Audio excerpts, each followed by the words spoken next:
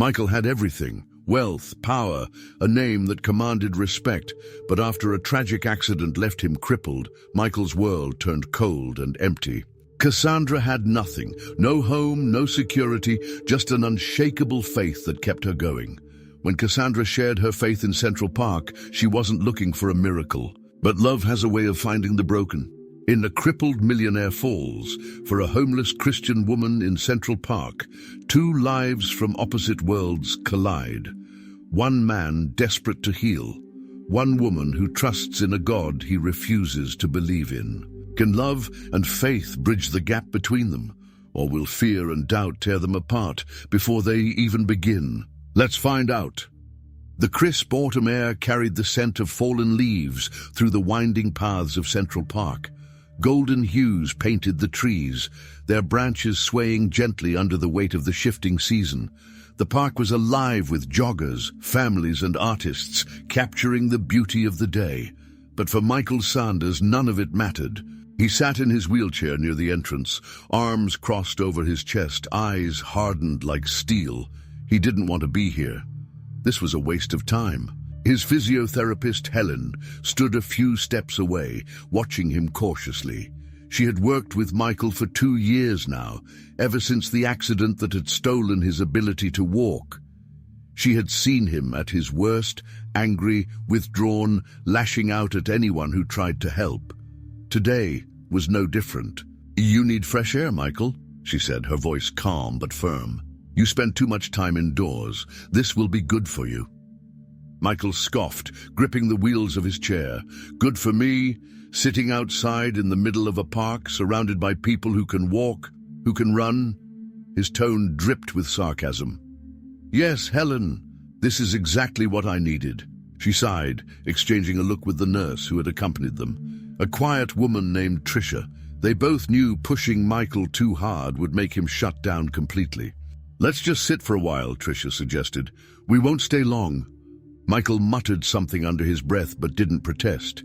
He wheeled himself further down the path, stopping near a wooden bench with an attached table positioned under a large oak tree.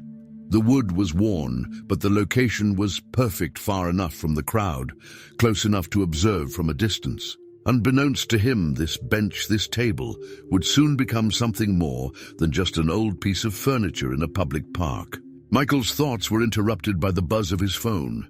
He glanced at the screen and rolled his eyes before answering. "What do you want, Maurice?" His twin brother's voice came through the speaker, light-hearted as always. "Is that any way to greet your beloved brother?" Michael clenched his jaw. Maurice had always been the golden child, handsome, charming, successful, everything Michael used to be. "I'm busy," Michael said curtly. Maurice laughed. "Busy doing what, brooding?" Michael gripped the phone tighter, tempted to hang up. But Maurice continued. "Look, I know you don't want to hear this, but you can't keep pushing people away. I stopped by your place earlier. Helen said you're actually outside. Miracles do happen." Michael exhaled sharply. "I'm fine." "Are you?" Maurice's voice softened. "You don't have to be alone, Mike." "I prefer it that way," Michael snapped. Silence stretched between them before Maurice sighed. "All right, I won't push, but one day you'll have to stop running from life."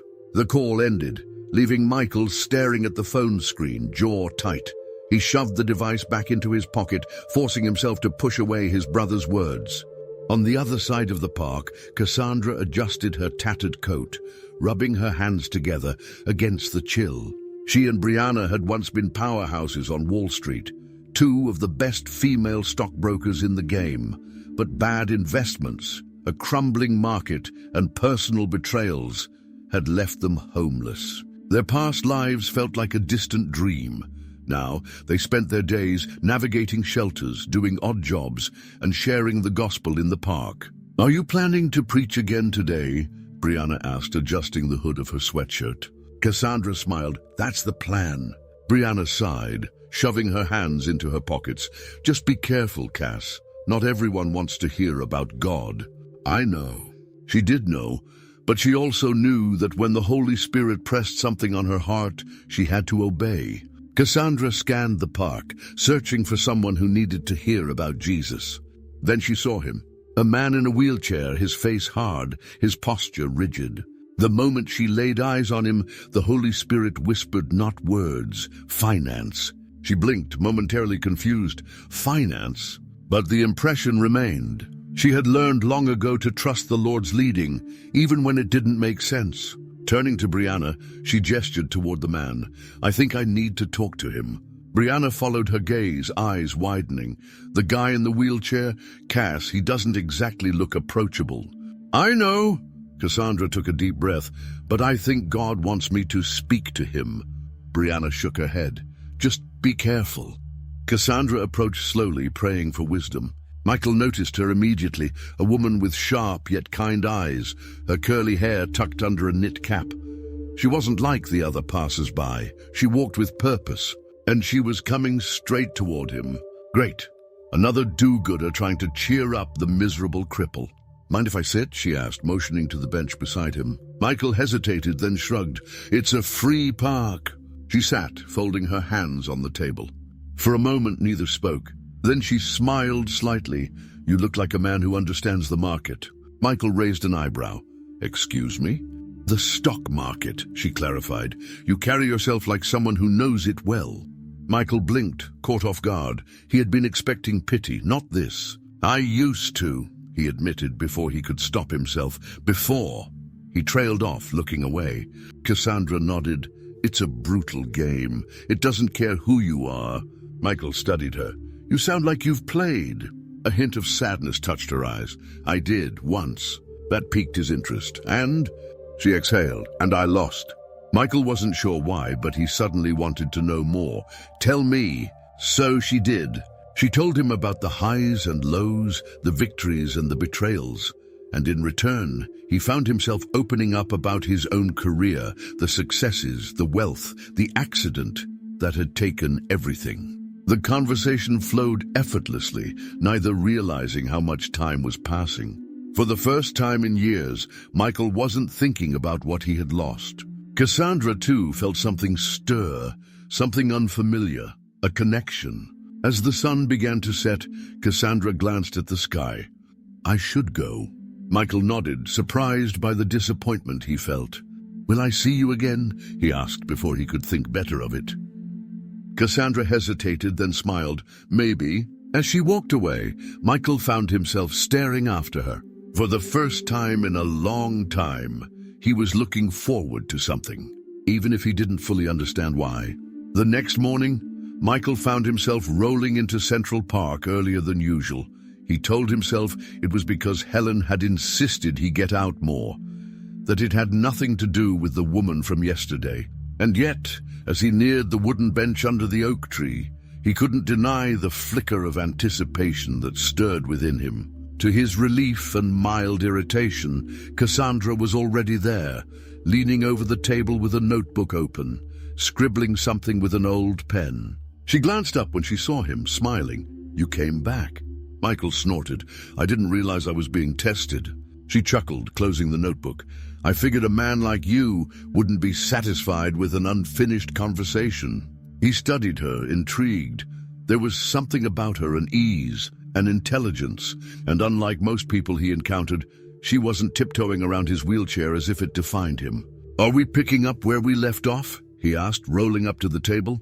Of course, she said, unless you've lost your appetite for a good debate. Michael smirked. That depends. Are we still talking stocks, or do you have another subject to ambush me with? Cassandra leaned back. How about a little of both? And just like that, their routine began. Every afternoon, at the same wooden bench they met. It was Michael who named it. A week into their conversations, he casually referred to the spot as the elite table. You realize we're basically running our own think tank here, right? He remarked one afternoon, gesturing toward the battered table. It's like an exclusive club except, outdoors. Cassandra raised an eyebrow. Elite? I don't think the city park qualifies as elite territory. Michael smirked. Depends on how you define elite. He tapped the table. This right here, this is where the real discussions happen. The kind you don't get at cocktail parties or corporate meetings. Cassandra laughed. All right then, the elite table it is. The name stuck. It became their unwritten agreement. No topic was off limits, no thought too big or too small to dissect. Michael hadn't felt this alive in years. They discussed everything: stock market crashes, economic trends, historical turning points. Michael found himself diving into subjects he hadn't cared about in a long time, his mind stretching in ways he had almost forgotten. And Cassandra, she challenged him. She was sharp, witty, and unnervingly insightful. But there was one topic Michael refused to touch. Maurice had always been able to read his brother. For years, Michael had been drowning in bitterness, but now something was different. It was subtle at first. The way Michael seemed distracted on the phone. The fact that he actually left the apartment willingly. The slight shift in his toneless anger. More thoughtfulness. Maurice wasn't sure what had changed, but he intended to find out. So the next time he called, he didn't beat around the bush. "You've been acting weird lately," Maurice said. Michael groaned. "Not this again." "I'm serious." Maurice leaned back in his office chair, watching the New York skyline through his floor-to-ceiling windows. "You're going out. You're engaging with people. That's new." Michael's jaw tightened. "It's nothing." Maurice didn't believe him for a second. "You met someone, didn't you?" Michael scoffed. "I meet people every day. It's called existing." Maurice chuckled. "Come on, I know you. If you're this evasive, it means there's something to hide." Michael hesitated. "She's just someone I talk to." Maurice raised an eyebrow. "She?" Michael immediately regretted his choice of words. "You know what? I'm done with this conversation." Maurice laughed. Fine. But just so you know, I'm going to find out eventually." Michael hung up, scowling at his phone. He wouldn't admit it, but a part of him was unsettled. Because if Maurice could tell something was shifting, how much longer could he ignore it himself? Meanwhile, Brianna was also noticing changes, except hers weren't as positive. Cassandra was talking about Michael more often. It wasn't romantic, at least not yet. But Brianna knew Cassandra well enough to recognize when she was growing attached. One evening, as they sat outside the shelter, Brianna finally voiced her concern. "You're spending a lot of time with him." Cassandra looked up.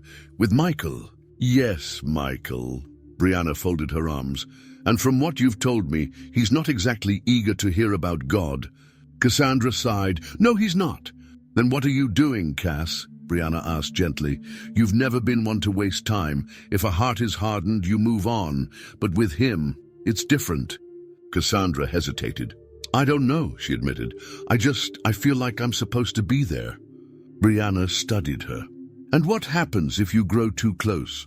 What if you start caring too much and he never listens?" Cassandra didn't have an answer for that.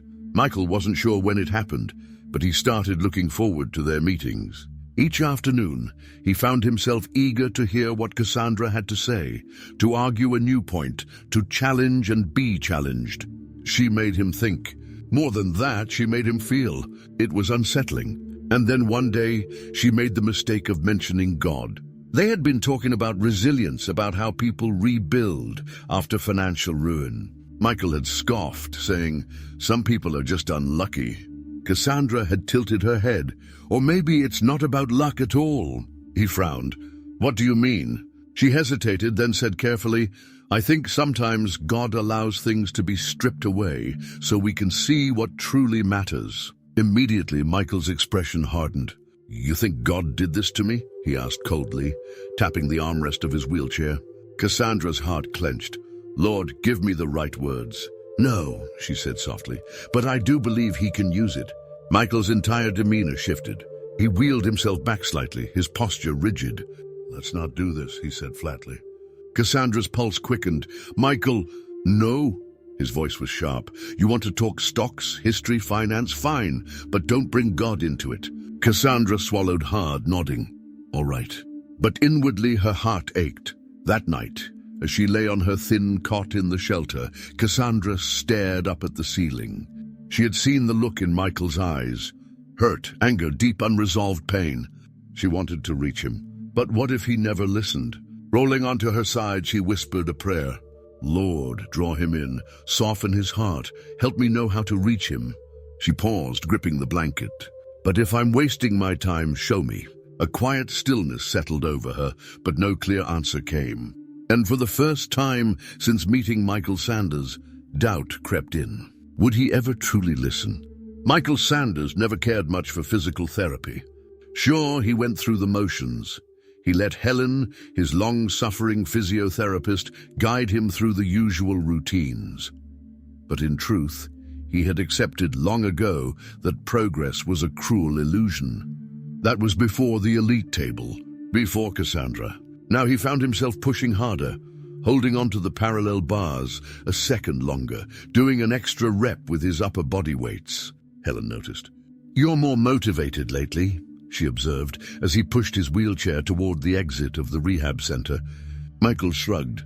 "Maybe I just like proving you wrong." Helen smirked. "You're definitely stubborn, I'll give you that, but something's different." He didn't answer. How could he explain that a woman, a homeless woman no less, had somehow gotten under his skin? If there was anyone who could get under Michael's skin more than Cassandra, it was Maurice. "You're playing with fire," Maurice said bluntly during their next phone call.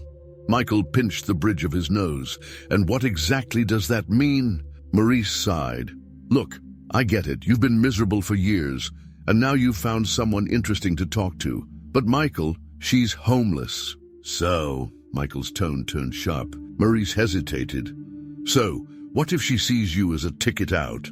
You're a millionaire and she's living in a shelter. It's not hard to see the danger here." Michael clenched his jaw. "You don't know her." "And you do?" Maurice challenged. Michael didn't answer. Because the truth was, Maurice's words bothered him more than he wanted to admit. Cassandra wasn't blind to what was happening. She felt it in the way her heart picked up speed when she saw Michael waiting at their table, in the way she looked forward to their conversations. It wasn't just his intelligence. It wasn't even the way he made her laugh, which, given her circumstances, was a miracle. It was something deeper, something dangerous, because Michael wasn't a believer. And if she wasn't careful, she might be opening her heart to a man who would never understand the most important thing about her. That thought made her pause. "Lord, am I in dangerous territory?"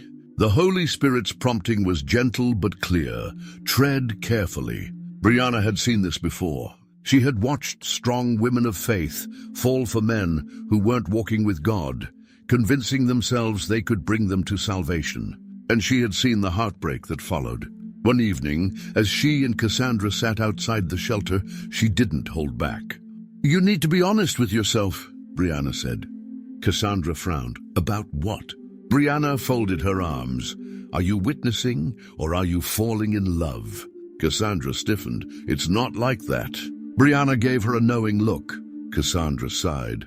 "I care about him, yes, but I haven't lost sight of why I'm there." "Good," Brianna said, "because you know the warning, do not be unequally yoked."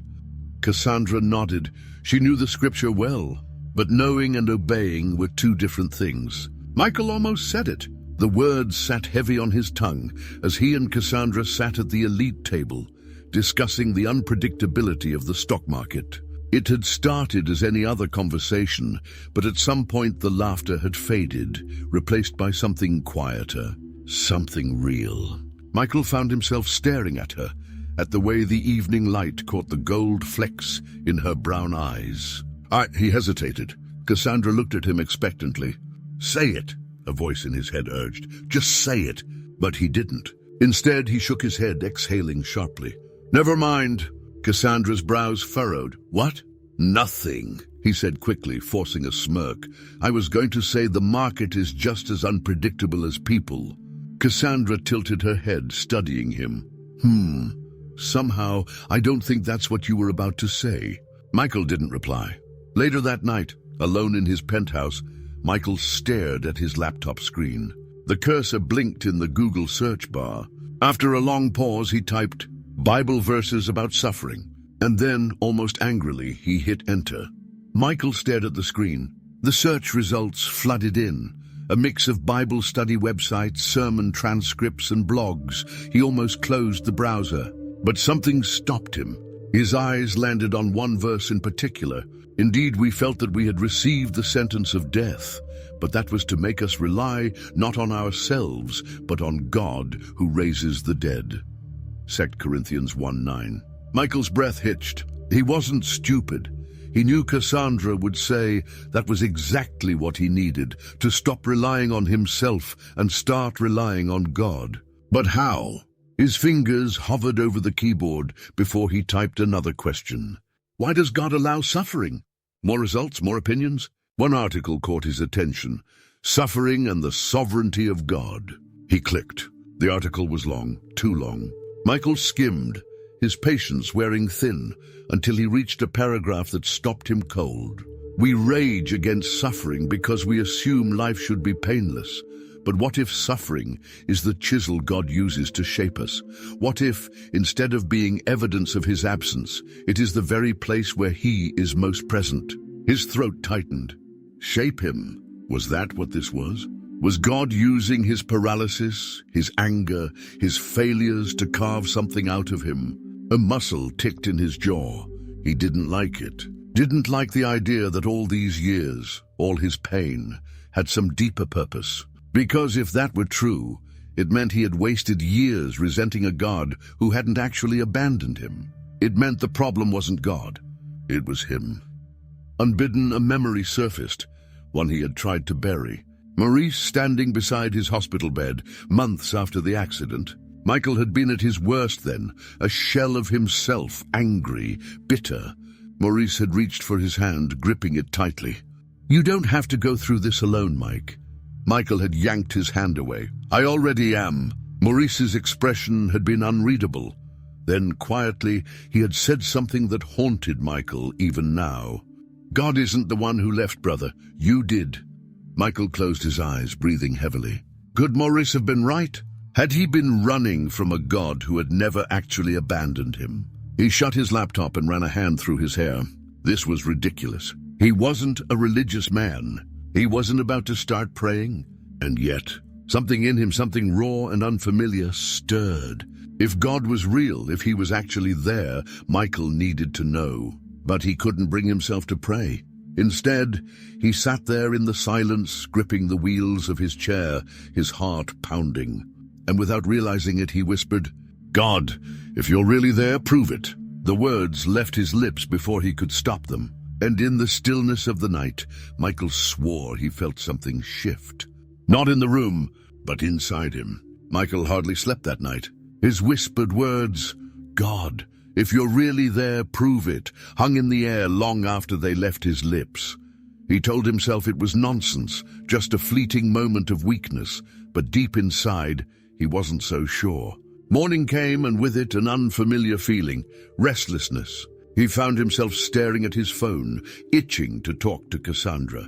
It wasn't just about faith. She had become a fixture, a steady presence in his otherwise empty days. Meanwhile, on the other side of town, Cassandra closed her eyes and exhaled, gripping her phone. Are you sure you can't go? Brianna's voice on the other end carried a note of hesitation. Cassandra sighed. I wouldn't ask you if I had any other choice. The shelter needs me today. Mrs. Hargrove had a bad fall and they're short-staffed. I have to be there. Brianna hesitated. But what if he realizes I'm not you? He won't. Cassandra's tone was firm. Michael barely looks at me half the time. He's always focused on stocks, investments, and business talk. You know that stuff better than I do. Just keep the conversation there, and he won't even notice. Brianna bit her lip. Are you sure about this? Cassandra chuckled. Positive. Just don't go preaching to him. He's not ready for that yet. Brianna sighed. Fine, but you owe me. As she hung up, a strange feeling settled in her stomach. She had no idea that at that exact moment, Michael was making a similar request of his twin brother. Michael barely looked up from his laptop when Maurice strolled into the penthouse. You look like death, Maurice remarked, plopping down onto the couch. Don't tell me. Business drama? Michael pinched the bridge of his nose. Worse. I have to meet Cassandra, but I have an emergency meeting with investors. I need you to take my place. Maurice raised an eyebrow.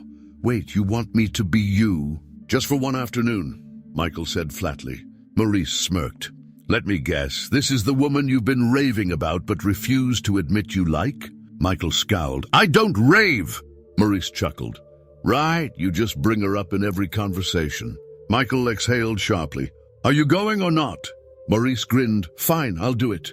He had no idea that this one decision was about to change his life forever. Brianna arrived first, her heart thumping as she scanned Central Park. Relax, Bree, she told herself. You're just filling in, nothing more. But when she saw Michael approaching, something in her shifted. The man heading toward her was dressed sharply in a navy blue blazer, pushing his wheelchair with effortless ease. Their eyes met. For a moment the world stilled. Brianna felt a spark when she couldn't explain. Maurice, meanwhile, was equally stunned. He had expected someone polished, maybe a bit reserved like Michael had described. But the woman sitting before him radiated warmth, strength, and an unspoken fire that tugged at something deep inside him. He smiled. Cassandra? Brianna hesitated for a split second before nodding. Michael? He nodded. And so the deception began. Their conversation started with business, as Cassandra had advised. Brianna brought up the latest stock market fluctuations, and Maurice, having worked in investments, matched her insight for insight. But then something unexpected happened. Their words drifted. From finances to personal struggles, from the weight of disappointment to the strange paths life had taken them on. Maurice found himself listening, really listening, in a way he rarely did with anyone. And Brianna, she felt seen. It unnerved her. This wasn't how this afternoon was supposed to go. She was here for Cassandra, and yet she was drawn to Michael. Or rather, the man she thought was Michael. The sky deepened into twilight, and neither moved to leave. The city lights flickered against the lake, casting a golden glow on the water. Brianna exhaled. I wasn't expecting this. Maurice tilted his head. Expecting what? She hesitated. To connect like this. Maurice's chest tightened. Neither had intended for this night to mean anything. And yet, something had shifted. Something deep. Risky. Brianna swallowed. I should go. Maurice nodded. Yeah, me too. But neither moved. Then without another word, Brianna turned and walked away. Maurice watched her go, his heart pounding. What just happened? Maurice arrived at Michael's penthouse that night, still shaken. Michael, now back from his dinner, glanced up. Well, Maurice hesitated. How could he explain the storm inside him? How could he admit that Cassandra, the woman Michael had clearly developed feelings for, had completely undone him? Finally, he exhaled. I think I just met the woman of my dreams. Michael's brow furrowed. Excuse me? Maurice ran a hand through his hair. I don't know how to explain it, but I felt something. Michael's expression darkened. Maurice felt a pang of guilt. He had no idea that Michael hadn't even met Cassandra that afternoon. And worse, the woman Maurice was falling for wasn't Cassandra at all. Brianna lay in bed, staring at the ceiling. Her heart was still racing. She had felt something tonight. Something undeniable. But how could she? Cassandra liked Michael. This was wrong, wasn't it? Lord, she whispered, what am I supposed to do? But no answer came. Only silence, and a heart that refused to let go. Neither Maurice nor Brianna knew that they had fallen for the wrong twin. Neither Michael nor Cassandra suspected what had happened. But secrets never stay hidden forever. And when the truth comes out, hearts will break, or will love find a way? Maurice tossed and turned in bed, staring at the ceiling of his apartment. His conversation with Cassandra, no, with her, played over and over in his mind. She was brilliant, sharp, warm, unlike anyone he had ever met. And the way she had looked at him, like he was more than just a man in a wheelchair, more than just someone playing the role of his brother. Something real had passed between them. But there was one problem. She wasn't his to fall for. He sat up, running a hand through his hair. Michael liked her. Even if Michael refused to admit it, Maurice had seen it in his eyes when he spoke about Cassandra. And yet, Maurice couldn't shake the feeling that tonight had changed something. Had Michael ever felt this deeply about her? Did Cassandra? And why did he care so much? Maurice exhaled heavily. If only he knew who she really was. Brianna clutched her bedsheet, squeezing her eyes shut. Her heart still raced from the way Michael had looked at her tonight. Had Cassandra ever told her that his eyes held such depth, that he listened with such attentiveness, that he could make her feel seen, not just as a woman, but as a person. Brianna had met charming men before, plenty. But this was different. And that terrified her. Because this was supposed to be Cassandra's story. Michael was off limits. But what if he wasn't? She buried her face in her pillow. No, she couldn't do this to her sister. She had to let it go. She just didn't know how. The next morning, Cassandra woke up with a strange weight on her chest. She had planned to text Brianna last night, but exhaustion from working at the shelter had taken over. Now, as she poured herself a cup of instant coffee, a thought gnawed at her. Something felt off. Maybe she was overthinking, but she knew her sister too well. There was a chance Brianna had gone, played the part, and walked away unchanged. But there was also a chance that she hadn't. Cassandra sighed. Maybe it was nothing. Maybe Brianna had sat at the elite table with Michael, talked about stocks, and left as planned. Maybe, but deep in her heart, she wasn't so sure. Michael wasn't sure what to make of Morris's words. It had been hours since their conversation, yet they kept echoing in his mind. I think I just met the woman of my dreams. Maurice had said it with an intensity Michael had never heard before, and that unsettled him. Michael sat at his desk, fingers steepled together, his gaze fixed on nothing in particular. Maurice was many things, logical, practical, not easily shaken. But last night, something had shaken him. Michael had expected his brother to return with a clinical assessment of Cassandra, maybe even some casual amusement at her sharp wit. Instead, he had come back, changed. It was subtle, but Michael knew his twin too well. Maurice had felt something, and that was a problem, because Cassandra was his, or at least she was supposed to be. Michael scowled. He had no right to think that way. He and Cassandra weren't together yet. But if Maurice had truly connected with her last night, then what did that mean? What if Cassandra felt the same way? The thought twisted something inside him. Michael had never been one to doubt himself, but for the first time in years, he felt the sharp sting of uncertainty. And he hated it. Something wasn't right, and he needed to find out exactly what had happened last night. Cassandra and Brianna met at a small diner near the shelter, their usual spot for coffee and pancakes. As soon as Cassandra walked in, Brianna froze. Her sister's sharp eyes landed on her with the precision of someone who had questions. Brianna forced a smile. "Hey, Cass." Cassandra slid into the booth, crossing her arms. "So?" Brianna's stomach tightened. "So what?" Cassandra's gaze didn't waver. "How did it go?" Brianna picked at her napkin. "Fine. We talked about investments, like you said." Cassandra raised an eyebrow. Brianna never fidgeted. And right now, she was fidgeting. Cassandra leaned forward. "Did something happen?" Brianna's heart slammed in her chest. Because something had happened. But she couldn't tell Cassandra. She wouldn't. So she forced a shrug. "Nope, nothing." But Cassandra wasn't convinced. And deep down, Brianna knew. This wasn't over. Not by a long shot. Morris was not himself the next morning. He sat at his desk, fingers motionless over his laptop's keyboard, staring blankly at the screen. The numbers and stock trends blurred together, meaningless. His mind was elsewhere. On her. On Cassandra. At least, that's who he believed she was. His phone buzzed. A text from Michael. "Michael, something's different, Maurice." Maurice frowned. Different? Was Michael sensing something too? Maurice's thoughts spiraled back to the night before. The way she had looked at him, the way their conversation had flowed so effortlessly, the way his heart had leaped in a way it never had before. But why? Why did it feel like something had shifted between them? Why did last night feel unlike anything before? His fingers hovered over the keyboard. He should say something. Admit that something had happened last night. That for the first time in his life, he wasn't entirely sure of himself. But something stopped him, because he wasn't sure what scared him more.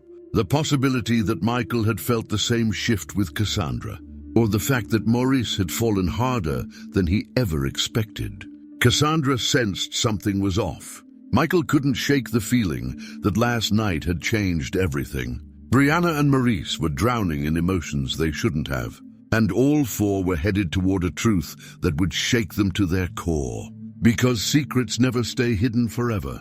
And when the truth comes out, hearts will be shattered or finally set free. The crisp Manhattan air wrapped around Cassandra as she made her way to Central Park. The city was alive with its usual rhythm, honking cabs, hurried pedestrians, the distant hum of conversations. But her heart was unusually light. She was looking forward to seeing Michael again. Lately, their conversations had grown deeper. Though she still treaded carefully when it came to Faith, she could sense something softening in him. It wasn't just about stocks and markets anymore. Something unseen was stirring beneath the surface. And today, she had an odd impression, one she had come to recognize as the whisper of the Holy Spirit. Something felt different. She slowed as she approached their usual meeting spot, the wooden bench with the table they had unknowingly claimed as their own. Michael was already there, but something about him seemed off. His usual sharp gaze was distant, his expression unreadable. The air between them carried an unease she couldn't explain. "Hey," she greeted with a warm smile, taking her seat across from him. He barely nodded. A weight settled on her chest. "What's wrong?" She waited, allowing the silence to settle, to create space for whatever was troubling him to surface. But Michael merely stared at the tabletop, his jaw tight, fingers idly tapping against the wood. "Long day?" she finally asked, breaking the quiet. Michael exhaled sharply, as if he had been holding something back. "You could say that." Cassandra studied him. There was an edge to his voice, something she hadn't heard before. Was he irritated, conflicted, or was something else at play? Then she had another impression, one she couldn't shake. This wasn't just about a bad day. Something had shifted, and whatever it was, it involved her. Across town, Maurice clenched his fists, staring at his reflection in the office window. "Stay away from Cassandra," Michael had said, his voice sharp with warning. "She's mine." The words echoed in his mind, setting his nerves on edge. Michael had never been this possessive over a woman before. It wasn't like him to make such bold claims, especially not without reason. But Maurice knew what he felt, what he had felt for Cassandra, and he wasn't ready to believe that he was the one mistaken. It wasn't just attraction, it was more. It was the way she made him laugh, the way their conversations had flowed so effortlessly, the way he had felt like he had known her, even in such a short time. Could he really have imagined all that? Maurice exhaled sharply, shaking his head. No, he wasn't wrong, which meant Michael had to be. His pulse pounded as he made a decision. He needed to see Cassandra. He needed to hear it from her, needed to know that what they had shared had been real. There was only one place he could think of, the elite table. Brianna stared at her reflection in the shelter's tiny bathroom mirror, her fingers pressed against the cool porcelain of the sink. She was the logical twin, the practical one, the one who never let emotions get in the way of reason. So why couldn't she stop thinking about Michael? No, not just thinking about him, feeling something. Something she shouldn't, something that made no sense, because Cassandra liked him. Didn't she? Brianna squeezed her eyes shut. Lord, what is happening? A sudden thought slipped into her mind, unbidden. Are you sure Michael is the man for Cassandra? Her heart pounded. Where had that come from? And why? Why did it feel like more than just a thought? Just then, she knew what she needed to do. She needed clarity, and she knew where to find it. The elite table. Michael leaned against the wooden table, watching Cassandra with a quiet unease. They had been talking every day, laughing, connecting. It had all felt so right. But today, there was a flicker of doubt in his mind, like a puzzle piece that didn't quite fit. Maybe it was just his imagination. Cassandra sat across from him, smiling, completely unaware of his troubled thoughts. Then footsteps. Michael turned his head, and his breath caught. A man stood a few feet away. No, not just any man. Maurice. Michael's heart pounded. Cassandra blinked, confused. Wait, what's going on? Michael clenched his fists. I was hoping to avoid this. Before he could say anything else, another voice cut through the tension. Michael? Michael turned sharply. Brianna? His breath caught. She was standing just a few feet away, her expression shifting between confusion and recognition. And that's when Cassandra gasped, because standing there, next to her identical sister, was an identical copy of Michael. Her heart stammered. Two Michaels? No, not two Michaels, two brothers. Cassandra's gaze darted between them, her stomach flipping. Michael stiffened. Maurice stared at Brianna like she was a ghost. Brianna's eyes locked onto Maurice, her face pale with realization. Maurice exhaled sharply. It was you. Brianna's heart pounded. What? Michael wheeled himself forward, his voice strained. Can someone please explain what's going on? Cassandra took a shaky breath, her mind racing. Michael, you never told me you had a twin. Michael blinked. Maurice scoffed. You didn't exactly tell me about yours either.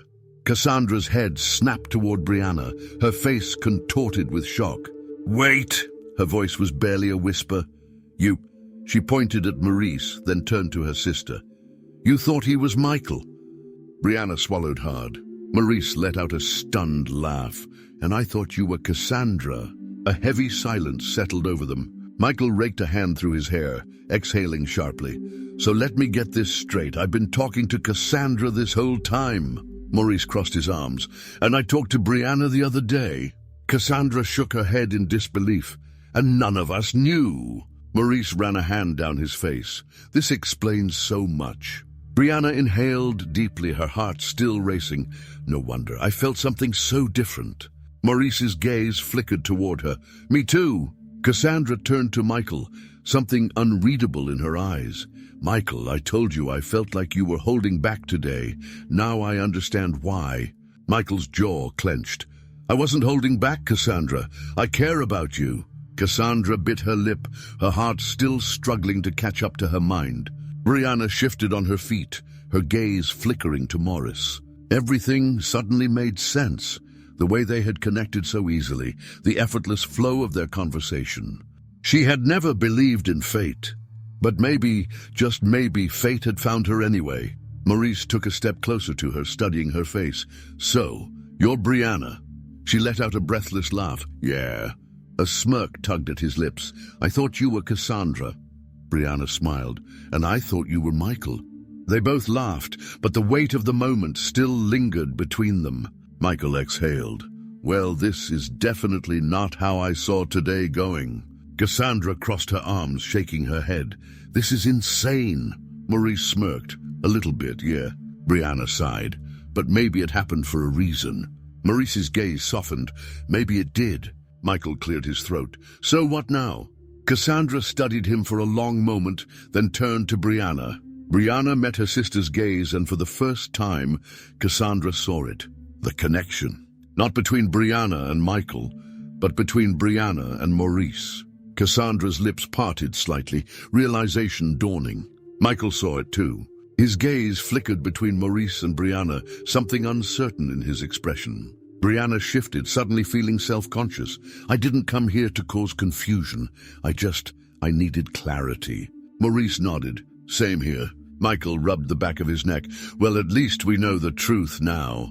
Cassandra exhaled. Yeah, the truth. She looked at Michael, her heart steadying. She had been talking to him all this time. He was the one who had made her heart race, the one who had made her laugh in ways no one else had. And Maurice? Her eyes drifted to him. Maurice hadn't been talking to her at all. It had been Brianna, the woman standing next to him, looking at him like he was the only one in the world. Cassandra turned to Michael, nodding softly. I still want this. Michael's shoulders relaxed. Me too. Maurice looked at Brianna, his lips twitching slightly. So, does this mean I finally get to take you on a real date? Brianna chuckled. I think we should start with coffee first. Maurice grinned. Deal. Michael and Cassandra exchanged glances, relief settling between them. The misunderstanding was over.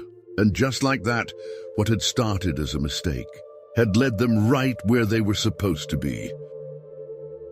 The night ended on a lighter note, with laughter and lingering conversations. Cassandra watched as Maurice and Brianna walked off together, their voices fading into the distance. A part of her was relieved. What had started as confusion had finally been resolved. but another part of her. It felt unsettled. She turned to Michael, who had been quiet after everything. His sharp gaze studied her, his expression unreadable. "So," he said, shoving his hands into his pockets, "are we good?" Cassandra hesitated. "Yeah, we are." But even as she said the words, something in her heart told her things were far from simple. Michael gave her a slow nod, then wheeled himself closer.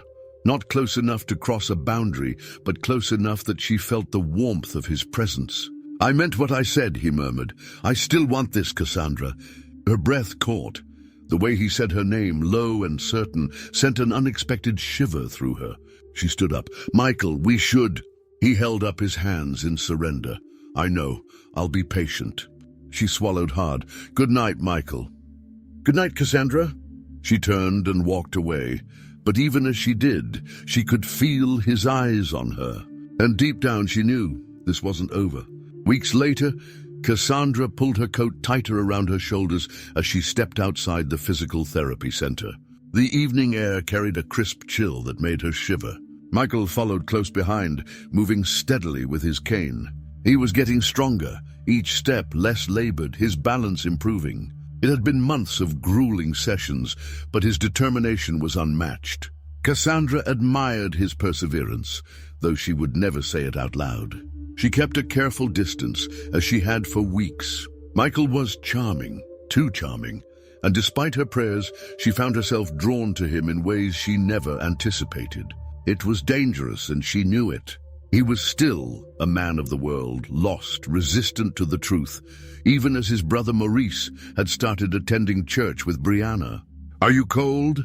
Michael's voice pulled her out of her thoughts. "I'm fine," she replied, keeping her tone neutral. They reached her car, parked beneath a flickering street lamp. The golden light cast shadows across Michael's face, highlighting the sharp angles of his jaw. There was something unreadable in his expression. Cassandra fumbled with her keys, eager to leave before she did something foolish, like let her heart override her convictions. But just as she unlocked the door, Michael reached out and caught her wrist. She turned startled. "Michael!" And then it happened. A kiss. Swift, unplanned. His lips met hers in a brief, electrifying moment that sent a current straight through her veins. It was over almost as soon as it began, but it left her breathless. She pulled back, heart pounding. "What are you doing?" she whispered, more to herself than to him. Michael's gaze was steady, unwavering. "I've wanted to do that for a long time." Cassandra took a step back, pressing a hand to her lips. The Holy Spirit stirred within her, a quiet but firm nudge. "No, this was not the way. I can't do this," she said, shaking her head. "Why not?" His voice was calm, but there was something deeper beneath it, something vulnerable. "You know why?" she said, gripping the edge of the car door. "I can't be unequally yoked. I can't let myself fall for someone who doesn't know the Lord." Michael exhaled sharply and looked away, jaw tightening. "I'm not asking you to marry me," he said. "It was just a kiss, Cassandra." She swallowed hard. "That's the problem, Michael. It can't be just a kiss for me." A tense silence settled between them. Finally, she climbed into the car, started the engine and drove off, leaving Michael standing there in the dim glow of the streetlight. Michael couldn't sleep that night. He sat on the edge of his bed, running a hand through his hair. That kiss, however brief, had awakened something in him, something he didn't understand. Cassandra was different. He had always known it, but now it was undeniable. She wasn't like the women he had known before. Women who fell for his charm, who didn't challenge him, who didn't demand anything more than what he was willing to give. Cassandra wanted something deeper, something real, and she had drawn a line in the sand. Faith. Michael scoffed, rubbing his temples. He had always dismissed religion as nothing more than a crutch, but lately he found himself watching Maurice, his once carefree brother who now spoke of God as though he were real. Michael didn't understand it, but for the first time in his life, he wanted to. Maurice had never been one for church, but Brianna had been patient with him. Now, he was attending regularly, listening to sermons, asking questions. "You actually believe all this?" Michael asked him one evening after dinner. Maurice leaned back in his chair. "I do." Michael narrowed his eyes. "Why?" Maurice chuckled. Because for the first time in my life, I actually feel peace. And it's not fake, Michael. It's real. I've been running from God for years, and he still welcomed me with open arms. Michael scoffed. Sounds nice in theory. Maurice studied him. Cassandra means something to you, doesn't she? Michael stiffened. Look, Maurice continued, I'm not saying you should fake faith for her, but maybe, just maybe, you should start asking the right questions. What if there's more to all of this? Michael had no answer. Cassandra tried to avoid Michael after that kiss. She poured herself into work, into rebuilding the life she and Brianna had lost. Their business was finally picking up again. After months of struggle, they had secured a few solid clients. It wasn't the empire they had before, but it was a start. And yet Michael lingered in her thoughts. She prayed constantly, Lord, help me guard my heart. But she was only human. One evening, she found herself alone with Michael again. They had both been at a charity event for Maurice and Brianna's church, and as fate would have it, and Michael needed a ride home. The car ride was quiet at first, filled only with the hum of the engine. Then Michael broke the silence. Do you regret the kiss? Cassandra gripped the steering wheel. Yes. A pause. Would you regret it if I kissed you again? Her pulse quickened. Michael. He reached over, tucking a strand of hair behind her ear. The touch was brief, but it sent warmth through her. You can keep running, he said, voice low, but you can't pretend you don't feel this too. Cassandra pulled the car over abruptly, breathing hard. I need to be honest with you, she said, turning to face him. I do have feelings for you, but that doesn't change the fact that we are not on the same path. You don't believe in God, and I can't be with someone who doesn't. Michael clenched his jaw. And what if I told you I'm trying? Her heart pounded. Are you? His expression softened. I don't know yet, but I know that ever since you came into my life, I've started asking questions I never asked before. I see Maurice changing. I see you, Cassandra, and the way you live your faith.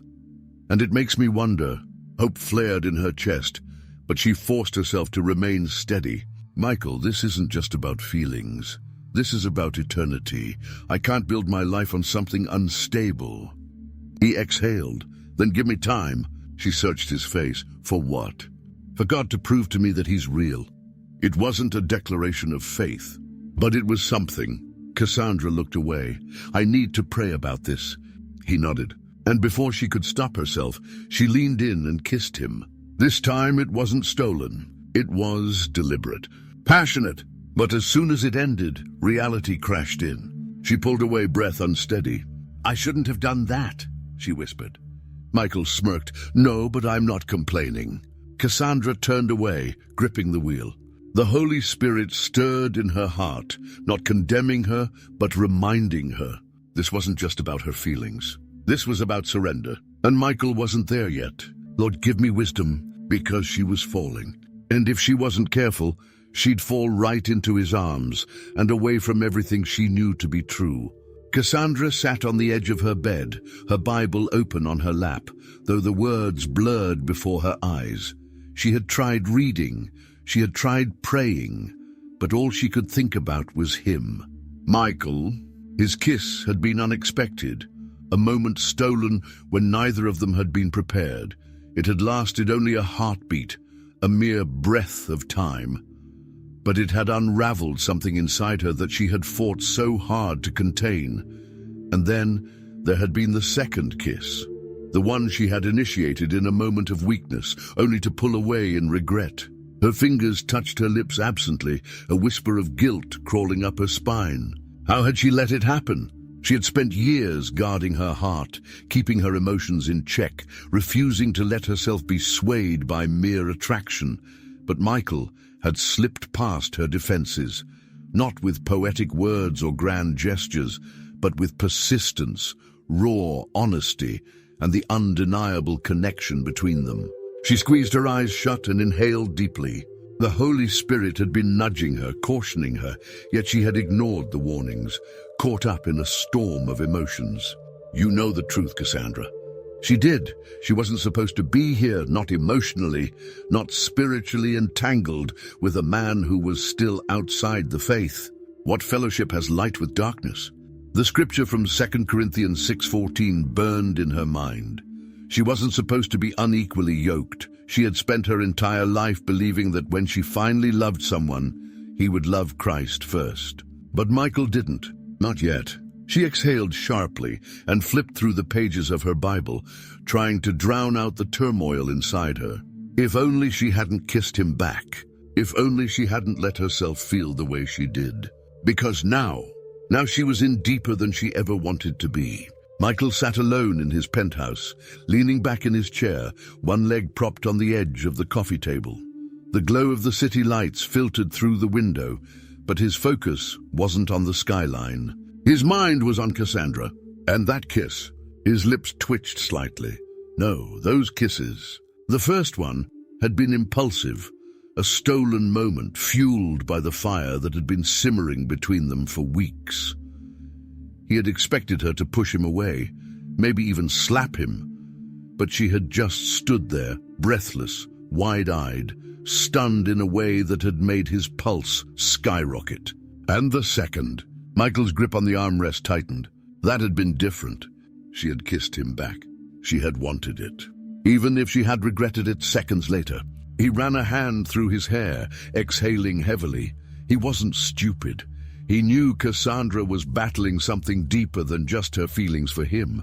He saw it every time she looked at him, the way her eyes filled with conflict, as if she were fighting herself just as much as she was resisting him.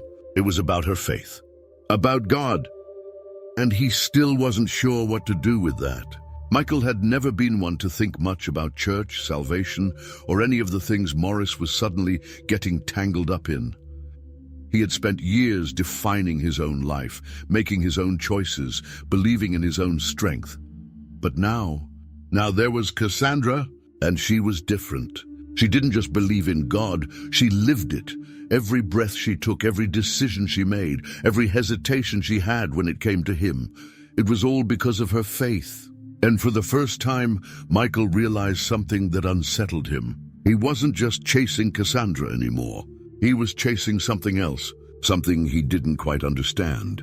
Something that had been stirring inside him ever since she walked into his life. Something that made him wonder, what if he had been wrong about all of this? He leaned forward, resting his elbows on his knees, a strange weight settling over his chest. Because for the first time, the idea of surrendering to something greater than himself didn't seem so impossible. And that terrified him. Cassandra stared out of the window, watching the city stretch out before her. She had prayed, she had pleaded, and still her heart refused to let go. Her fingers trembled as she pressed them against her lips again, remembering the way Michael had held her, the way his hands had gripped her waist, the way he had kissed her like he couldn't help himself. A tear slipped down her cheek. Lord, what do I do? The Holy Spirit's answer came not in words, but in a gentle conviction settling deep in her heart. Trust me. And with that, she knew her battle wasn't with her feelings. It was with Michael's soul, and it was a battle that only God could win. The weight of conviction settled heavily on Cassandra's heart as she avoided Michael for the third day in a row. She had busied herself with work, church, anything that would keep her mind off the fire that had been ignited between them. But no matter how hard she tried, her emotions betrayed her. She still felt the press of his lips against hers, the way his arms had wrapped around her, strong and sure. The memory sent a shiver down her spine, and she clenched her fists as if she could physically restrain her heart from beating so wildly at the thought of him. Lord, help me, I am weak. The Holy Spirit's prompting was clear. Pray for him. She had been, constantly, yet her prayers had become tangled in emotions she could no longer suppress. She wanted him, but she also wanted him to love God first. And Michael? Michael wanted her, but not on her terms. Michael found her outside the cafe where she often met Brianna after work. He was leaning against his car, arms crossed, his expression unreadable. Cassandra's heart did an uneasy flip. Are you really going to keep avoiding me? His voice was low, steady, but there was frustration in his eyes. Cassandra took a deep breath, preparing herself. "Michael, You feel this," he cut in, stepping toward her. "I know you do. Why are you fighting it?" Cassandra stiffened, willing herself to remain calm. "Because what I feel doesn't change the truth. You and we don't see the world the same way." Michael scoffed. "You mean I don't believe in God the way you do?" She met his gaze, steady but pained. "Exactly." He ran a hand through his hair. "Cassandra, I'm not asking you to change who you are. I'm not even asking you to stop believing in God, but you keep pushing me away like what we have is—" He exhaled sharply. "Like it's not real." She swallowed hard. "It is real, Michael, and that's the problem." His jaw tensed, and for a moment he said nothing. Then, shaking his head, he muttered, "So that's it? You're just going to ignore this?" "No," she whispered, her voice cracking. "I'm going to pray about it." Michael let out a bitter laugh. "Right, pray about it. And what's God going to tell you? That I'm not worth it?" Cassandra's heart ached at his words. "That's not how he sees you." "Then how does he see me, Cassandra? As some lost cause? Some project you need to fix?" She blinked back tears. "As someone he loves more than you can possibly imagine." Michael stared at her, emotions warring in his expression. For a brief second, she thought she saw something flicker in his eyes, something deeper than frustration, deeper than desire. But then, just as quickly as it had come, it was gone.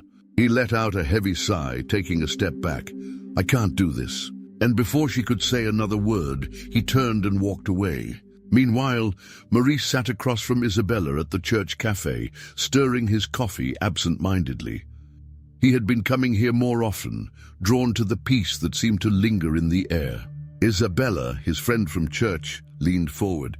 "You look like you have something on your mind." He smirked. "Is it that obvious?" "Very." Maurice sighed, running a hand over his chin. "I've been thinking a lot about faith, about God, about all of this." Isabella nodded, waiting. "I want to believe," Maurice admitted. "I really do. But I don't know if I'm ready to commit. What if I can't change? What if I mess up?" Isabella smiled. "Maurice, if we had to be perfect before coming to Jesus, none of us would make it." He let out a dry chuckle. "Yeah, well, Michael thinks all of this is nonsense, and I don't know if I can really do this without him." Isabella reached for his hand. "Your journey is your own. If God is calling you, don't ignore it because of someone else's doubts." Maurice exhaled, staring into his coffee. He wanted to believe. He wanted the peace he saw in Isabella, in Brianna, even in Cassandra. Maybe it was time to stop running. Michael sat in a dimly lit bar, a drink in his hand, surrounded by old friends he hadn't seen in months. They laughed, shared stories, and teased him about his rehab progress. But he wasn't really listening. He had come here to escape, to drown out the thoughts that had been tormenting him since walking away from Cassandra. He took another sip of his drink. It tasted empty, just like this place, just like this life. His friends didn't notice the difference in him. They didn't see how his laughter felt forced, how his mind wasn't in the room. But he noticed. For the first time, the things that used to excite him felt hollow. The attention from women, the easy conversations, the mindless fun. None of it compared to the quiet moments he had spent with Cassandra. None of it compared to the way she made him feel, seen, challenged, drawn to something bigger than himself. He set his glass down. He didn't want this. He wanted her, but more than that, he wanted what she had. And he didn't understand why. Cassandra had just finished her nightly prayer when she heard a knock at her door. Her heart pounded as she opened it. Michael stood there looking exhausted, conflicted, desperate. "I'm sorry," he said immediately. Cassandra's breath caught. For what? For walking away, he exhaled, for a lot of things. She searched his face, unsure of what to say. Michael stepped closer. "I went out tonight. I tried to forget about you, about all of this." He shook his head. "But I couldn't. Nothing felt right. Nothing felt enough." She swallowed hard. "Michael, I don't know what's happening to me," he admitted, his voice raw. "But I know that I've never wanted anything the way I want you." Cassandra's heart twisted painfully. Michael took another step, closing the space between them. And it's not just that.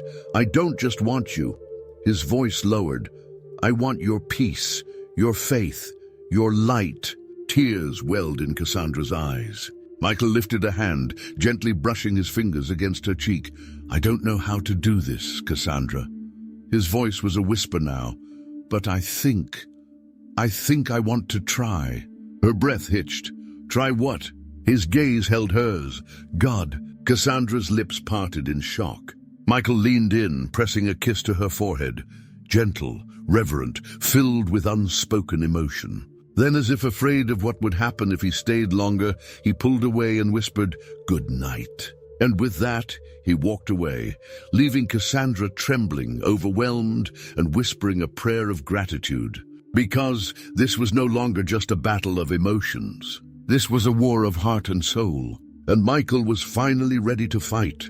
The early morning light streamed through Cassandra's window as she knelt beside her bed, hands clasped together. She had barely slept, her mind spinning with Michael's words from the night before. I don't know how to do this, Cassandra, but I think I want to try. A part of her heart leaped at the possibility, but another part remained guarded.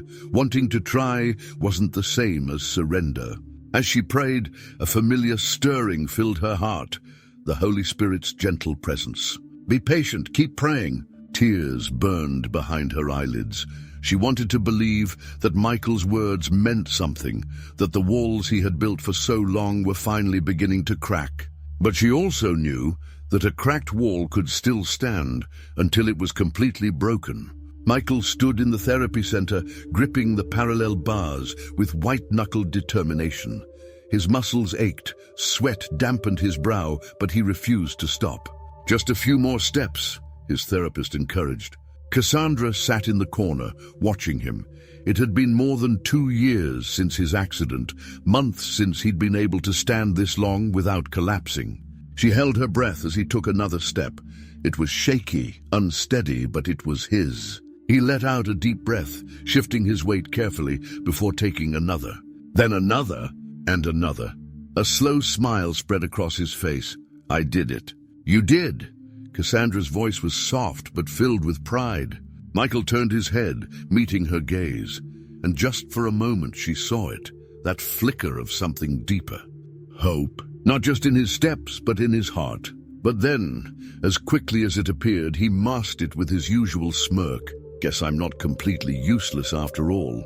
Cassandra shook her head, hiding her own smile. He's changing. He doesn't see it yet, but he is.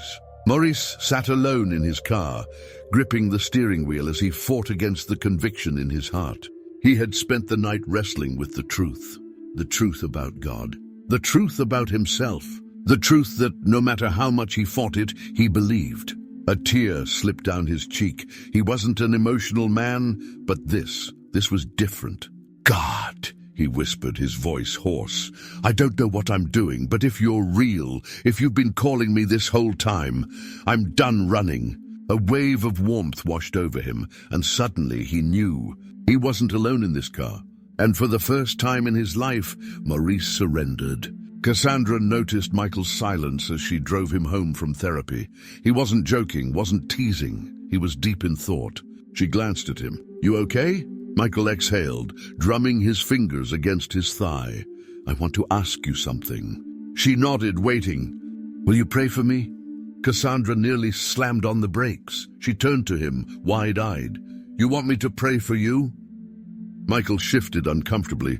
Yeah, not because he sighed. I don't believe yet, but I want to believe. A lump formed in Cassandra's throat. This wasn't just a step. It was a leap. She reached for his hand, squeezing it. I'd be honored to. She pulled the car over to the side of the road, and right there in the front seat, she bowed her head and began to pray. The Holy Spirit gave her the words, guiding her heart. She didn't pray for a forced salvation. She prayed for truth, for Michael to experience God for himself, for his heart to fully break, because only then could it be healed. That night, Michael knocked on Cassandra's door. She opened it cautiously. Michael! He stepped inside, shutting the door behind him. We need to talk. Cassandra crossed her arms. About? He ran a hand through his hair. Us. Her heart pounded. She had been afraid of this. Michael took a step closer. I know I don't have everything figured out, but I know what I feel when I'm around you, and I know I don't want to lose you. Cassandra swallowed hard. Michael, tell me why we can't be together, he challenged, his voice low. She took a breath, gathering her thoughts.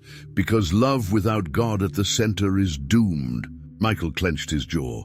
That's ridiculous. Plenty of people love each other without religion. She shook her head. This isn't about religion. This is about the truth, about foundation, about eternity. If you don't believe in Christ, then how can we build something that lasts? Michael stepped even closer, his presence overwhelming. I believe in you. Isn't that enough? Cassandra's heart twisted painfully. No, because I don't want you to believe in me. I want you to believe in him. Michael's frustration boiled over. So that's it? Unless I magically become a Christian overnight, you won't even give us a chance. Tears welled in Cassandra's eyes. It's not about me rejecting you, Michael. It's about me protecting what I know is right. Michael exhaled sharply, his body taut with tension. I don't get it. I'm trying. Doesn't that count for something? Cassandra bit her lip. It does. But following Christ isn't just about trying, Michael. It's about surrender. He shook his head, stepping back. I can't do this. Her chest ached. Michael, please. But he was already turning toward the door. And then suddenly he stopped. Michael turned back, his expression raw. Do you have any idea what you do to me? Cassandra's breath caught as he closed the distance between them in 3 strides. I think about you all the time, he admitted, his voice rough with emotion. I try to fight it, but I can't. And every time I look at you, all I want to do is... His hands cupped her face, and before she could process what was happening, his lips crashed against hers. Cassandra gasped against his mouth, her hands gripping his shirt as he pulled her closer. It was fire, it was longing, it was everything she had been trying to resist. But it was also dangerous, too dangerous. With all the strength she had left, she pushed him away.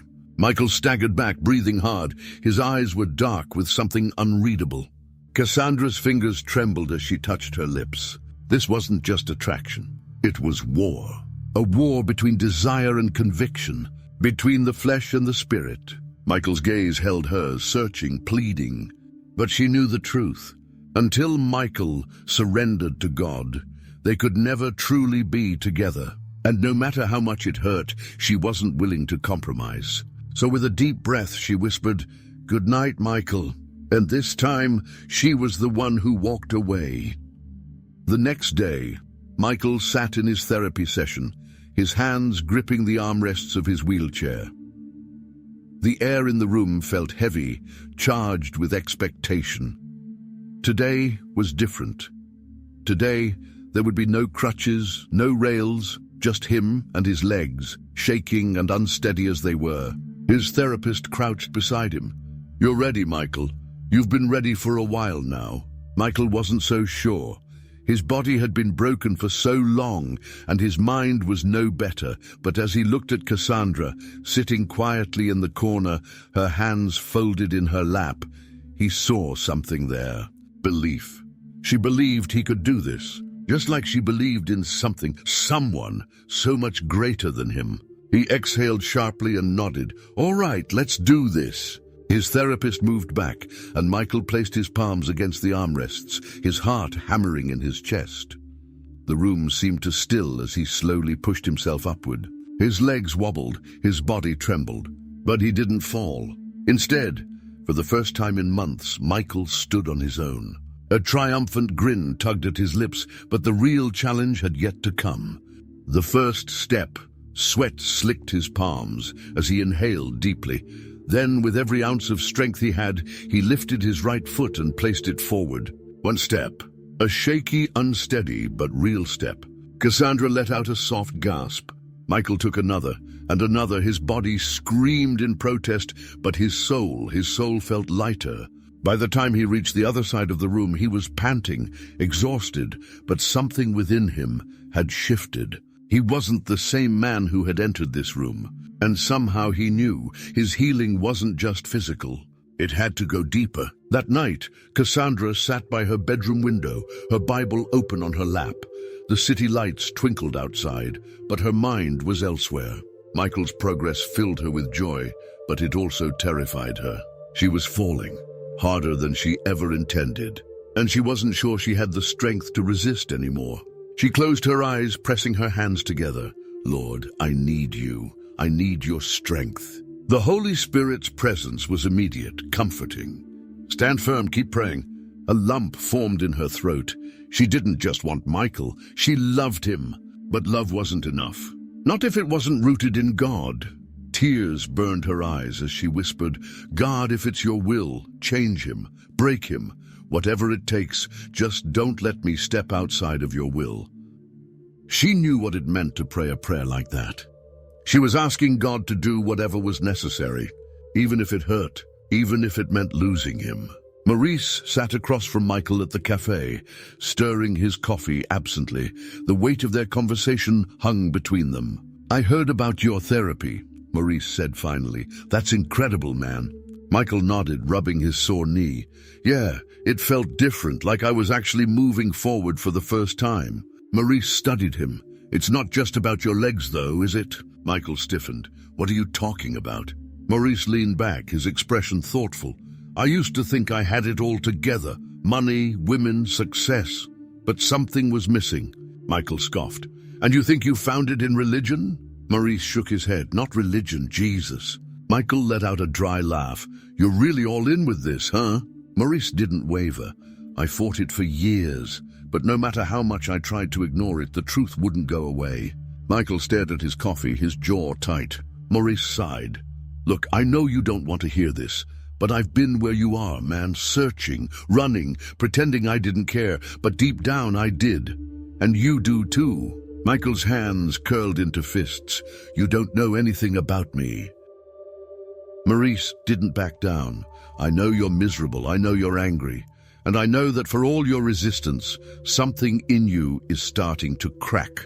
Michael's breathing was sharp, uneven. He wanted to fight back.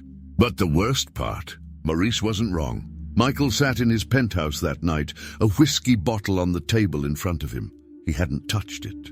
He wasn't sure why. He leaned back on the couch, staring at the ceiling. Maurice's words echoed in his mind. Something in you is starting to crack.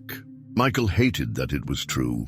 He hated that Cassandra's prayers were getting to him. He hated that, for the first time in his life, he wanted something more. And that scared him. His gaze drifted to the window, where the city lights blurred against the glass. God, his voice was hoarse, barely more than a whisper. If you're real, prove it. The moment the words left his lips, something shifted in the room. It wasn't loud, it wasn't dramatic. But it was there, a quiet presence, a stillness that wasn't empty but full. His chest tightened. For the first time in years, he felt something beyond his own anger, and it terrified him. He let out a shaky breath. What are you doing to me? No answer. But he wasn't alone anymore. And deep down he knew it, even if he wasn't ready to admit it yet. The morning air was crisp as Michael sat on the edge of his bed staring at his feet. Today was different. He could feel it. His body had grown stronger in the past weeks, each therapy session bringing him closer to the life he once had. But there was something deeper shifting inside him, something he couldn't quite name yet. He flexed his toes, then inhaled deeply. No more hesitation, no more fear. Bracing himself, he pushed off the bed, without crutches, without assistance. And for the first time in almost a year, Michael stood. He didn't fall. His breath caught, his heart pounding wildly in his chest. He took a step, then another. By the time he reached the doorway, his vision blurred with unshed tears. God has been working in my life all along. The thought hit him like a tidal wave, washing over the walls of doubt he had built for so long. Trembling, he let out a shaky laugh, one that was equal parts disbelief and awe. For months he had resisted, fought against the very thing Cassandra, Maurice, and deep down, even his own soul had been telling him. But standing here now, unaided, fully upright, he couldn't deny it anymore. God was real, and he had never stopped pursuing him. Cassandra was in the library when her phone rang. Michael, Her pulse quickened. He had been distant lately, caught between something he refused to name. "Hello?" His voice came through the line, raw and unguarded. "Can you come over?" She hesitated. She had told herself to be careful, to guard her heart, to give him space. But the Holy Spirit stirred within her, an unmistakable nudge. "Go. I'll be there soon," she said. When she arrived, Michael was sitting on the couch, elbows on his knees, staring at nothing. "I walked today?" His voice was hoarse. Cassandra's breath caught. "Michael, that's amazing." But he didn't smile. Instead, he lifted his eyes to hers, and what she saw there sent shivers down her spine. Raw vulnerability. "This whole time," he whispered, "I thought I was fighting you, fighting Maurice, fighting religion." His throat worked as he swallowed. "But I was fighting God." Cassandra didn't move, afraid that even the slightest breath might break the sacred moment unfolding before her. Michael let out a shaky exhale. "I don't want to fight anymore." Her lips parted, heart hammering.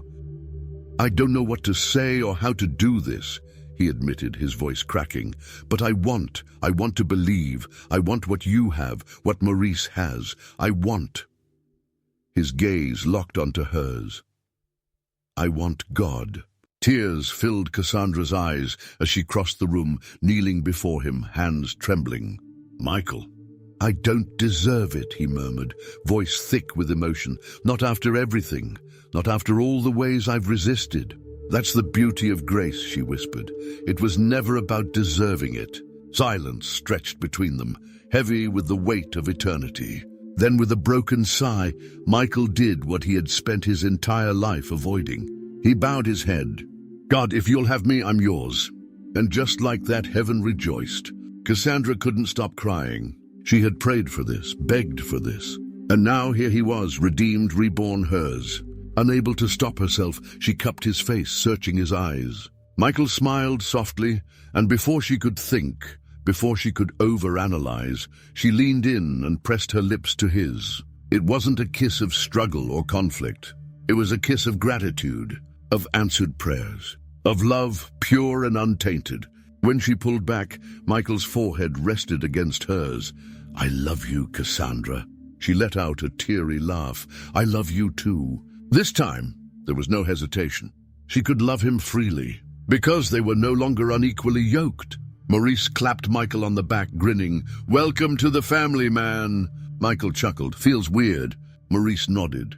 "It will at first, but you don't have to have it all figured out. Faith isn't about being perfect. It's about surrender."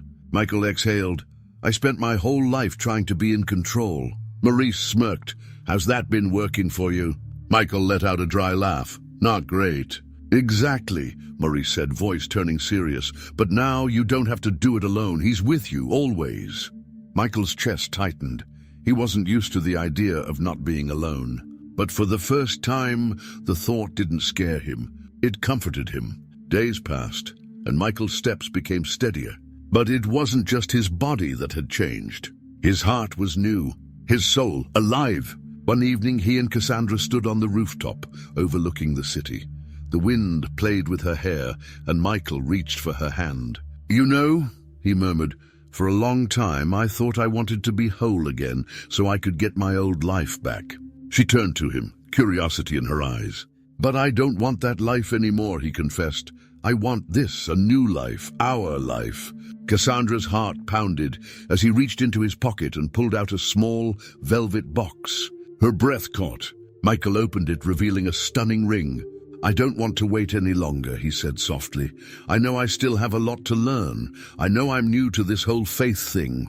But one thing I know without a doubt is that I want you by my side through it all." A tear slipped down Cassandra's cheek. Michael took a steadying breath.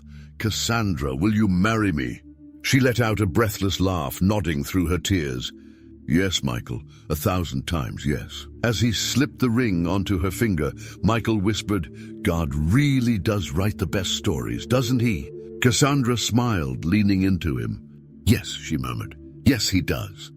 And with that, their story, a story of redemption, love, and a God who never stops pursuing, truly began. The end.